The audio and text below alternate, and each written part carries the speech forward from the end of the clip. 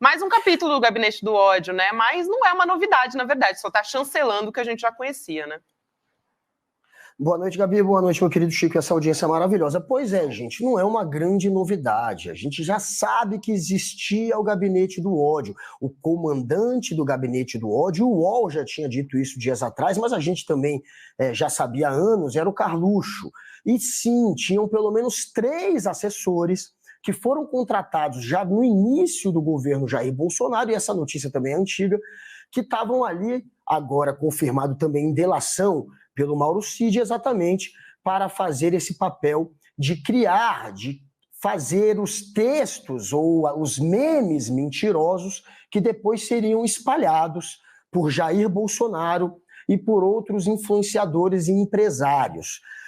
O que tem de importante nesta história é que a delação é mais um elemento que confirma que tinha um grupo articulado e trabalhando dentro do Palácio do Planalto para criar fake news, para atacar as outras instituições, não só adversários políticos, mas também para atacar o Tribunal Superior Eleitoral ou o Supremo Tribunal Federal. Então, tinham criado, o Bolsonaro, portanto, criou uma estrutura governamental, paga com dinheiro do erário, para que se atacasse outras instituições, outros poderes. E claro que isso é muito grave a se confirmar também a partir da delação do Mauro Cid. A gente já sabia dessa história, mas agora está aí o Mauro Cid, de fato, confirmando. E esses 3 assessores, eles são o Tércio Arnaldi Tomás, o José Matheus Salles e o Matheus Diniz, Matheus Matos Diniz. Esses nomes já estavam na mídia. E, na verdade, esses nomes são muito antigos. Quem está vivendo as redes sociais, com certeza já foi alvo dessa turba. A galera não tem muito na memória isso, mas quem é atacado muito tem, e eu fui muito atacado por esses 3. O Tércio, ele era o autor daquela página que se chamava Bolsonaro Opressor 2.0. É uma das páginas que mais fomentou fake news e discurso de ódio entre 2017 e 2018 e que ajudou a eleger o Bolsonaro. E assim que o Bolsonaro foi eleito, claro, retribuiu esse e os outros criadores de páginas de ódio com um cargo muito poupudo, eles ganhavam bons salários. Esse Tércio, ele foi um dos primeiros assessores contratados pelo Jair Bolsonaro. Assim que foi eleito em 2019, em janeiro, ele já conseguiu um cargo de assessor do governo Bolsonaro. Daí você vê que Jair Bolsonaro, de fato, tinha como mais importante ali em torno dele criar esse núcleo do Gabinete do Ódio, que funciona desde o primeiro mês do governo Jair Bolsonaro. Inclusive, Guga, esse relatório, né, como a gente está vendo, nomeando todos esses assessores, né, toda essa estrutura está exatamente assim naquele relatório que foi produzido pela CPI, da Covid, né, da pandemia. A gente já sabia que a estrutura do Gabinete do Ódio foi denunciado justamente que funcionava dessa forma, né, e aí o Carlos Bolsonaro justamente passava para os seus assessores que aí replicavam e levavam para as redes sociais bolsonaristas e assim, né, as fake news se espalhavam e tudo isso. Vamos dar uma olhada, aqui, CP, nos detalhes? Tem um gráfico aqui, né? Não sei se dá para você ver aí de casa, né?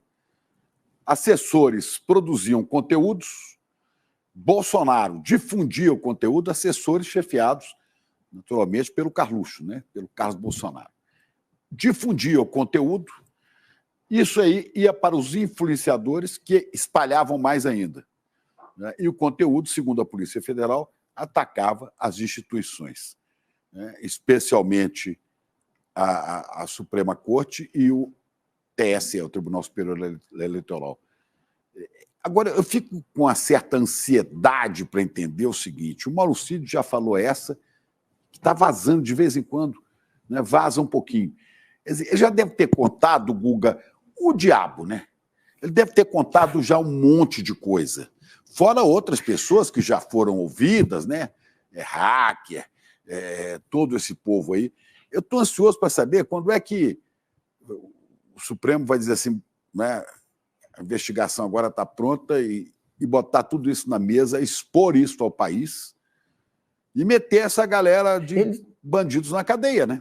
Na cadeia. Porque não tem outra saída. Agora, é claro, né, Chico? Agora, eles estão naquela fase de tentar corroborar, por exemplo, a delação do Mauro Cid.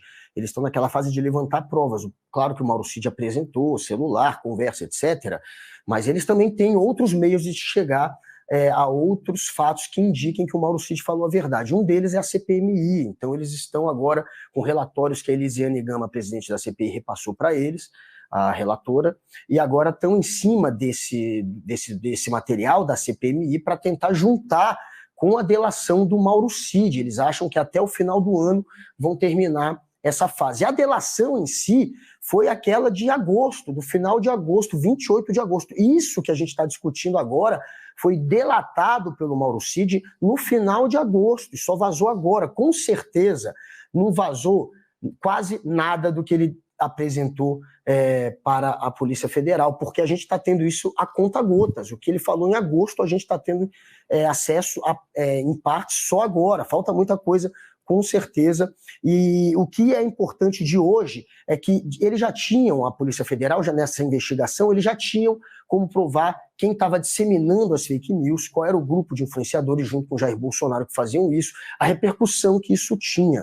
Só que eles precisam provar que a produção das fake news é feita ali, pelo grupo do Jair Bolsonaro, pelos assessores contratados pelo Jair. Então, é importante a delação porque é mais uma maneira de se provar e de chegar a isso. A produção também. Ele já tem a disseminação, já tem a repercussão. Falta a produção. A produção é feita ali, ó, no terceiro andar do Palácio do Planalto, por esses 3 assessores. Isso a gente já tinha, segundo a investigação da própria imprensa, e agora a gente tem da boca do Mauro Cid, que era o braço direito de Jair Bolsonaro. Então, isso é mais um problemaço para Jair Bolsonaro. E até o início do ano que vem, eu acho que ele vai ter muita dor de cabeça.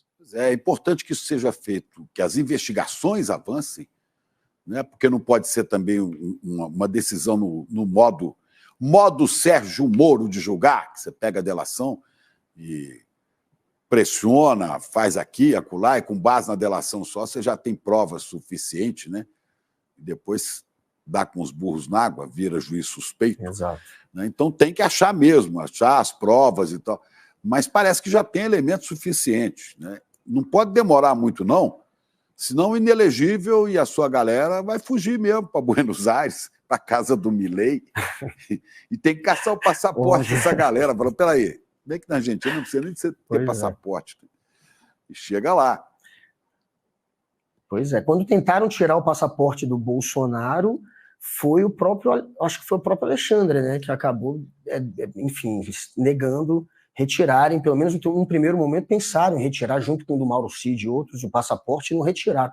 Mas enfim, há sempre essa possibilidade, né? E o Bolsonaro está indo para lá, né, para a posse do Milei, que nem precisa, na verdade, para ir para a Argentina, né, nem precisa de passaporte, basta a identidade. Então tem que ficar de olho mesmo.